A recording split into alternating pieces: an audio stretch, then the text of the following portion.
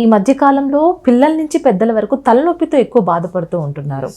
So అసలే వర్షాకాలం, so ఈ తలనొప్పి హెర్నియాకి కారణమవుతుందా? అంటే హెర్నియా అంటే ఏంటి, దానికి సర్జరీస్ ఏమైనా ఉంటాయా? బేసిక్గా హెడ్ఏక్కి హెర్నియాకి రిలేషన్ ఏం లేదండి. యూజువల్లీ ఏంటంటే ఎవరైనా సివియర్ కాఫ్ ఉండి బాగా కంటిన్యూస్ కాఫ్ ఉంది over period of time, hernia అనేది ఏంటంటే బేసిక్గా మజిల్లో డిఫెక్ట్ అండి. మజిల్లో డిఫెక్ట్ వల్ల ఇంటెస్టైన్స్ అనేది బయటకు వస్తాయి. సో అది ఒక్కొక్క ఏజ్ గ్రూప్లో ఒక్కొక్క రీజన్ వల్ల వస్తుంది. కొంతమంది సడన్గా బరువు లేపటం వల్ల, లేదా కొంతమందికి పుట్టకతోనే కొంచెం ప్రాబ్లం ఉంటుంది, కంజెనిటల్ హెర్నియాస్ అంటాము.